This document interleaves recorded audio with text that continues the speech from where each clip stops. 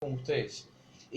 Yo pienso que el gobierno, pues que se lo llama o se lo titula un gobierno de transición, tiene una oportunidad muy valiosa y es la oportunidad de hacer cambios profundos. Hasta el momento, algo pues que se le debe reconocer en cierta forma es mejorar la marca país, ¿no? Que el país pues ha tenido en foros internacionales una presencia importante y ha sido pues reconocido estas nuevas intenciones, porque hasta el momento están en intenciones que tiene el país como tal y el gobierno nacional en mejorar la situación, en alejarse completamente de toda política pública asociada pues al socialismo del siglo XXI y las políticas pues restrictivas, excluyentes que nos marcaron en los últimos 10 años y acercarse ¿no? a políticas más liberales, a políticas que reconozcan y que defiendan el libre mercado.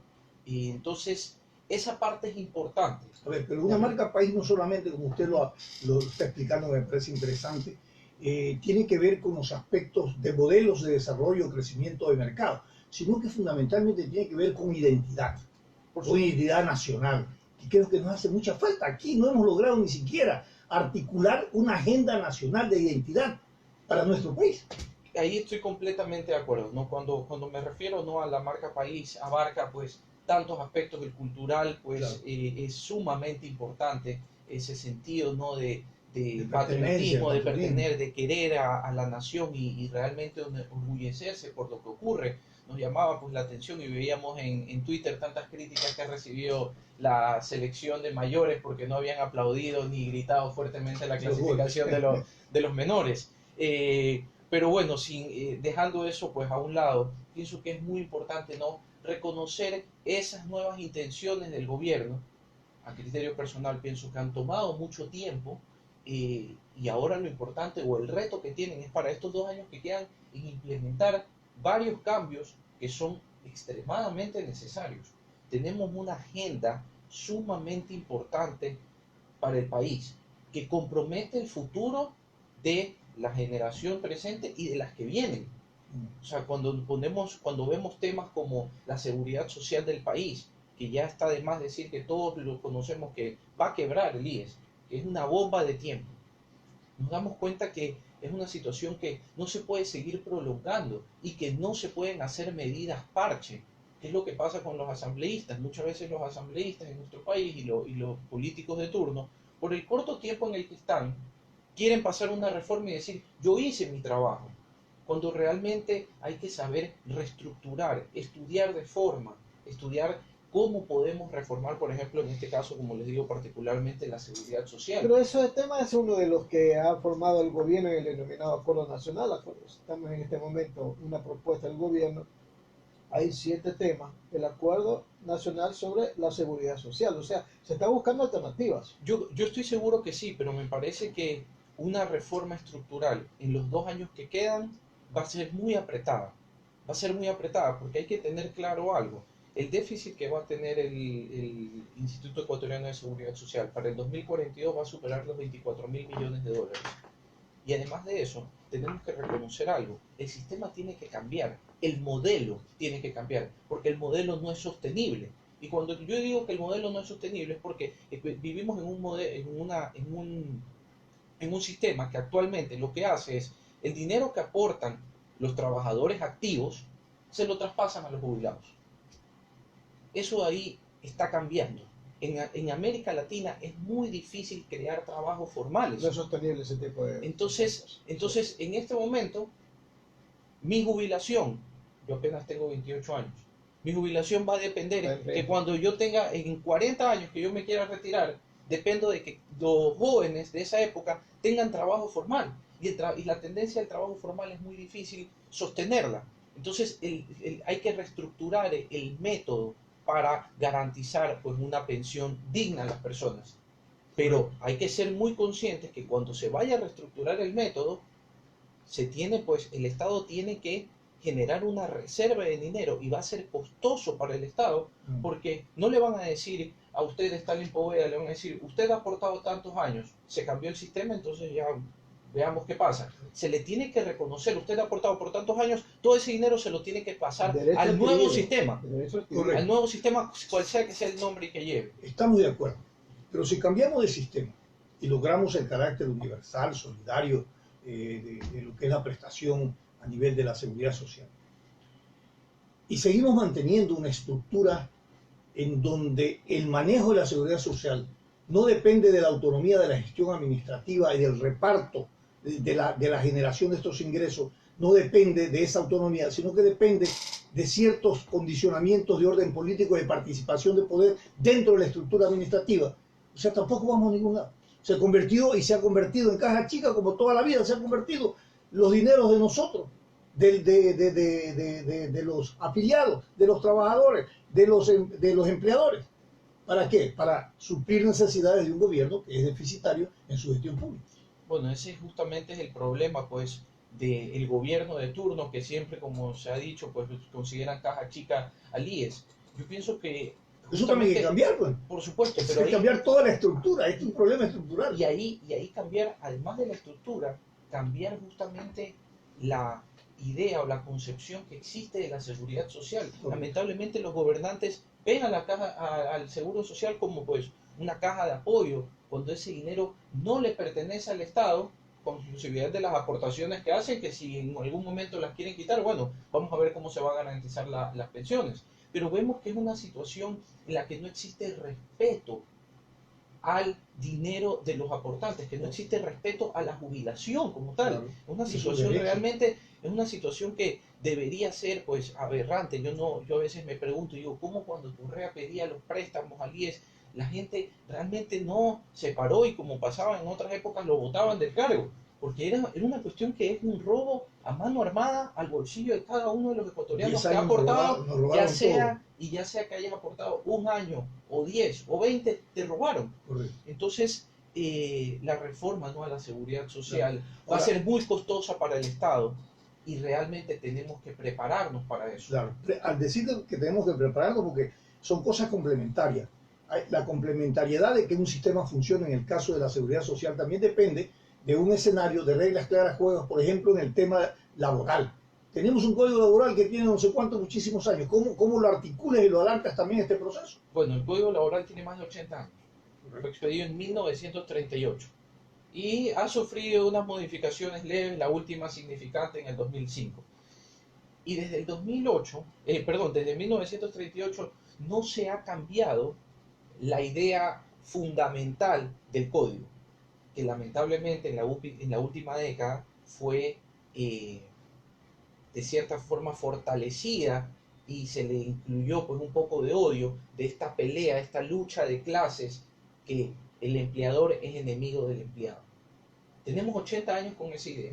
Y claro, cuando llegó Rafael Correa, lo primero que decía era la flexibilización laboral precariza el trabajo, decía que no había forma más digna de establecer salarios básicos y mejorar la productividad, mejorar la calidad. Y nos vendió todo este discurso y todo este discurso resultó ser completamente falso. Cuando nosotros estudiamos los mejores países, por ejemplo, que tienen sistemas laborales, Estados Unidos, Dinamarca, Alemania, sus modelos se basan en la flexibilidad y una flexibilidad con seguridad social. ¿Sí? Eso se denomina flexiseguridad. Usted en el momento que tiene menos dinero, aporta menos. Si se queda sin trabajo, tiene un apoyo del Estado. Y además de eso, la gran participación que tienen en estos sistemas la empresa privada. Tienen los mejores indicadores. Entonces, ¿de dónde sacaba esta idea Rafael Correa, que era lo peor que le pasaba decía que las políticas y las recetas del Fondo Monetario y bueno, una serie de organismos internacionales, él había demostrado que eran falsas? ¿Qué pasó en el Ecuador? En Ecuador la curva de trabajo empezó a crecer justamente con el alza de petróleo. Sería muy importante en cualquier momento pues, poderles mostrar esos datos. Ustedes ven cómo empieza a subir el precio del petróleo y empieza a subir los valores de trabajo y la tasa de productividad. Nuestro país es dependiente del petróleo. Cayó el petróleo y cayó el trabajo. Al día de hoy tenemos más de 300.000 personas en desempleo absoluto. ¿Ya? Solo 4 de cada 10. 365.000. tenemos 4 de cada 10 personas apenas tienen un empleo formal, y vemos que hay varios datos en comparación con la región en cuanto a subempleo, en cuanto a empleo juvenil. El desempleo juvenil supera el desempleo nacional. No se están contratando a los jóvenes. ¿Y por qué? Porque tenemos un salario básico extremadamente alto, porque existen dificultades para contratar por horas, para contratar a plazo fijo. Son parte de las reformas que se quieren hacer. $395 el salario básico es muy alto, Sí, abogado. 96 muy alto. Depende, yo pienso que como ocurre En en otros América países, Latina deben existir. tenemos un buen indicador, es bastante. Sí, es el segundo más alto de América Latina, si mal no recuerdo. Pero, ¿qué es lo que pasa? Uno, la vida en Ecuador es muy cara, pero hay que ser Eso es otra cosa, sí, que sea muy cara, claro, es verdad. pero hay que ser realistas con algo. Hay que saber reconocer. Por ejemplo, yo siempre lo he considerado, pues creo que esto requiere pues, un estudio de economistas y realmente personas que estén más involucradas. Yo soy abogado, pero digo, leyendo un poco, uno se da cuenta que en otros países existen, por ejemplo, escalas salariales. Y cuando a ti mañana te dicen, bueno, yo quiero empezar un negocio, Ecuador es el país con mayor emprendimiento de la región. Sí. Entonces, Y Guayaquil la ciudad. Es menos Entonces, exitoso también. y luego, ¿pero por qué es el menos exitoso? Por los altos costos de contratación Claro. y los altos costos de despido. Claro. A nosotros nos da exactamente igual si una persona trabaja 91 días o 3 años y le Igual. tenemos que pagar 3 remuneraciones de despido. Entonces, cuando uno está empezando, yo lo que pienso es que debe primar la libertad en la contratación de las partes sin que esto sea ningún tipo pues, de acoso laboral, ningún tipo pues, de situación de explotación. Pero si un estudiante de alguna carrera está dispuesto a trabajar en un horario por un valor menor a la remuneración básica unificada, definitivamente pues yo pienso que deben existir los medios y las garantías para que puedas empezar. O si una persona pues está iniciando un negocio y necesita 3 personas pero solo puede pagarle $300 y no los 394, bueno, hay que buscar la forma para que contratar sea más barato y hay que buscar la forma para que despedir sea más barato y así poder generar empleo. Pensemos en algo. En Ecuador, el mes, bueno, en todo el mundo el mes tiene 12 años. Aquí se pagan 14 meses. Con los Ajá, décimos. Con los décimos, del 13º y el 14º. Y además de eso que tienes que pagar por un periodo de vacaciones. Estamos hablando que un trabajador ecuatoriano, si en el sector privado trabaja 11.5 meses y si trabaja en el sector público trabaja 11 meses, pero recibe 14 meses de sueldo. Así es. ¿Ya? Luego de eso, vemos los valores, por ejemplo, que se pagan en utilidades. Tocar las utilidades es extremadamente delicado. Cualquier político, candidato, asambleísta que viene y toca las utilidades se mete pues, en un problema muy grande. Pero qué interesante sería, por ejemplo, hacer un mecanismo de compensación a una empresa, por ejemplo, de la renta. Si usted paga $1 millón en utilidades, yo le voy a compensar a usted el 50% de su impuesto de la renta, va a pagar, le voy a quitar 500.000. ¿Con qué finalidad? Con la finalidad de no quitarles, por ejemplo, el dinero a los empleados, pero sí impulsar la productividad, impulsar la creación de mayores trabajos. ¿Qué pasa? El año pasado, en utilidades, en el sector privado, se pagaron cerca de $1.600 millones por utilidades. Estamos hablando cerca del 1.5% del PIB de nuestro país. La utilidad es del El 15%, 15. del 15%. Ya. Entonces, estamos hablando del aproximadamente 1,5% del PIB de nuestro país. Entonces decimos, qué importante. Decimos, a mí me parece muy importante que ese dinero esté en manos de los trabajadores. Quizás siempre no lo hemos conocido antes. Pero, sí, bueno, son unos estudios que hemos estado preparando justamente de cada año, y en el último año fue eso. Quiero sacar el dato de los últimos 5 años para poder hacer una masa más grande y también, por ejemplo, cuánto se ha pagado en los décimos. Si estos pagos tendrían algún carácter pues, de crédito tributario, alguna reducción pues, a los tantos impuestos que pagan las empresas, yo les comento algo. El sector bananero paga más de 60 impuestos, tasas, contribuciones y tributos en el país. El sector camaronero paga 53. Impresionante. Es impresionante la carga tributaria. Todos Tú tienes quieren- que tener como mínimo 2 personas contratadas porque si haces la división del año es casi un impuesto por semana o tal vez un poco más. ¿Ya? Entre tantas contribuciones, tasas especiales, habilitación del local, habilitación de no sé qué. El Bueno, petróleo también tiene eso. por supuesto, el petróleo no conozco la cantidad de Todo el impuestos mundo que quiere pagan, tener dinero del petróleo. pero Pero nos damos cuenta de esta situación que tú dices, a la empresa privada le cuesta mucho generar trabajo aquí, le cuesta mucho poder pagar más, ¿ya? ¿Cómo hacemos para mejorar eso? ¿Y qué pasa con nuestros competidores? Porque uno siempre tiene que decir, chuzo, todo el mundo habla y dice, pero es que claro, Colombia está muy bien, Perú está muy bien, pero miren qué es lo que pasa en Perú. En Perú las utilidades van del 7 al 10% o del 5 al 10%, no recuerdo bien el dato, y van dependiendo del sector. Luego, por ejemplo, en Colombia no existen las utilidades, no se reparten utilidades.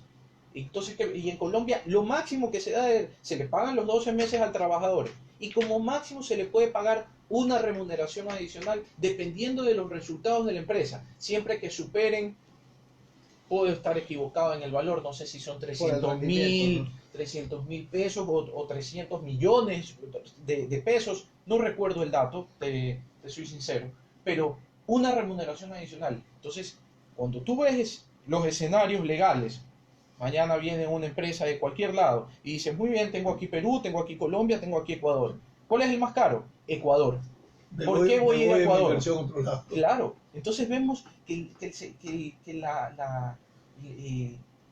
esa protección legal que existe a los trabajadores, esos beneficios adicionales que existen a los trabajadores, que son buenos, porque claro, y la carga tributaria a los empresarios, lo va a dejar desarrollar. Y que ese dinero que claramente yo quiero que pues, los ecuatorianos suba